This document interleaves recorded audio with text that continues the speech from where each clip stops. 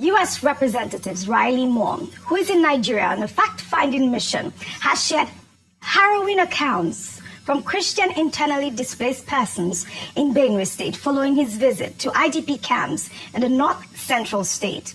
Congressman Moore, in a post on X, documented testimonies of extreme violence that has displaced over 600,000 Christians in Benue State alone. He stated that he met dozens of Christians who were driven from their homes and that they told harrowing stories that would remain with him for the rest of his life. Now read Riley Moore's post on X in part. He wrote, "One woman was forced to watch as they killed her husband and 5 children. She and her unborn child barely escaped. Another woman's family was murdered in front of her and her baby was ripped from her womb. One man's family was hacked to death in front of his eyes and his arm was permanently mangled. There are more than 600,000 Christians in IDP camps in Benue State alone. These Christians should be able to live in their ancestral homeland without fear of genocidal Fulani." Well, Riley Moore's visit to Benue IDP camps brings renewed international attention to the humanitarian crisis in the state, the characterization of the violence as genocidal, and the emphasis on religious targeting may very well increase pressure on the U.S. government to make a stronger stance on Nigeria's security challenges, particularly regarding religious freedom concerns. And of course, the U.S. House of Appropriation responded to Riley Moore's post on X, and they wrote, "America will not look away as innocent lives are stolen," directed by the President of the United States. Appropriators led an on-the-ground mission to inform a report on Christian persecution in Nigeria and guide policy recommendation. Religious freedom and atrocity response are central to our NSRP bill. And I'll take a reaction from a Nigerian user on X. He wrote, "I have to say, I'm genuinely surprised at the amount of effort the U.S. is putting into these congressional hearings.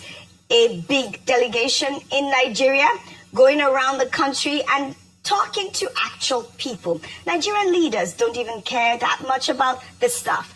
Very weird and interesting." Ayo, meanwhile, last week, former Niger Delta militant leader Asari Dokubo berated Reverend Ezekiel Dachimo, the chairman of the Church of Christ in Nations in Plateau State, who has been outspoken about the severity of the Christian genocide in Nigeria. Well, in the video that made the rounds on social media, Asari Dokubo warned Dachimo to stop spewing the genocide narrative in Nigeria, describing Dachimo as a fake pastor and a pathetic, pathological liar. Let's take a look. Dachimo, if I place cost on you, you will not last 24 hours. Wallahi billahi bi-iznillah, you will not last 24 hours because you are a fake and you are a liar. There's hardly any crisis in the north that is rooted in religion. So the Hausa people, farmers that are being killed in Sokoto and in Kebbi by the so-called bandits or whatever they are called, why are they killing them? All right, Asari Dokubo has spoken again. The last time he spoke, he said he was going to challenge the U.S. President Donald Trump if he were to bring boots on ground in Nigeria. Now he's here saying that there's no Christian genocide in Nigeria. I'll take this reaction before I come to you, Ayo. Meanwhile, terrorists holding the wife and daughter of murdered Anglican priest Venerable Edwin Archie has released disturbing photographs showing a machine gun pointed at the captives. The images were shared on the late priest's hijacked Facebook account.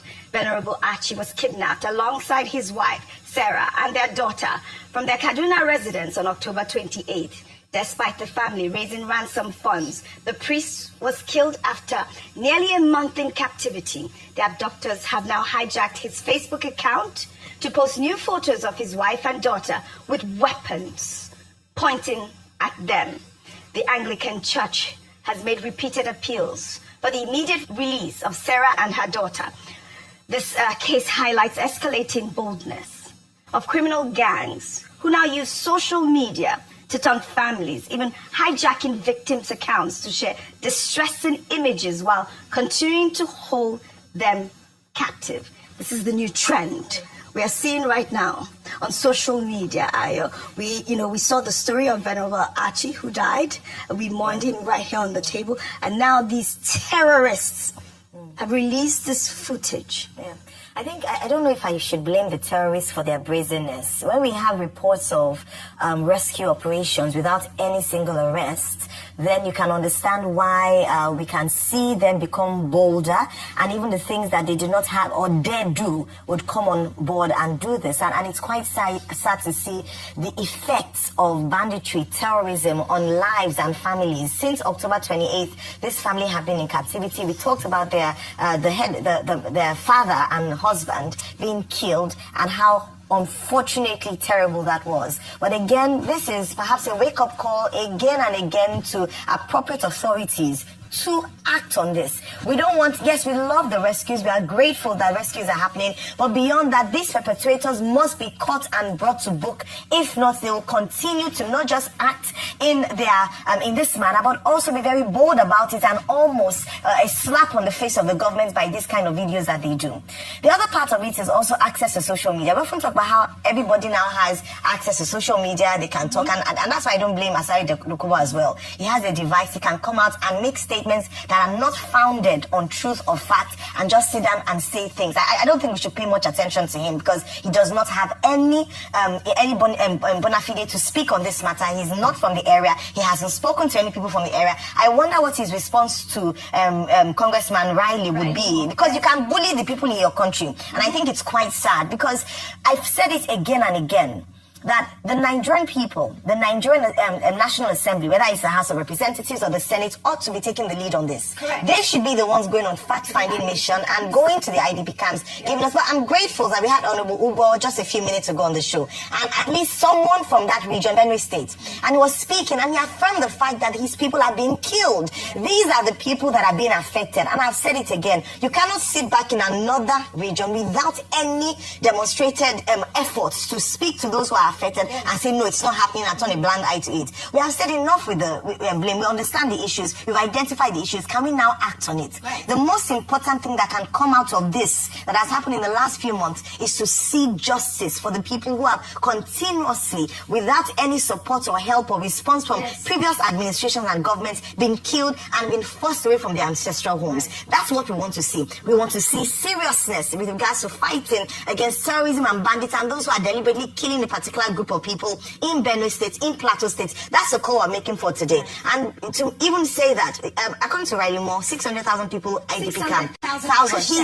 Christians, sorry. According to Honorable Ugo, there are more. There are also, according to the government, it's about 1 million. And these people have been left unheard, unattended to for so long, and it took an American fact-finding mission to tell us what is obvious to us, what the Nigerian government understands is a problem. That, for me, is one of the biggest problems. We must act, and we must see a solution to this problem once and for all. Well That's said, what we Ayo. want. I like the fact that you were able to tie in the fact that people have to be on ground before they make comments like, Asari Dokubo did.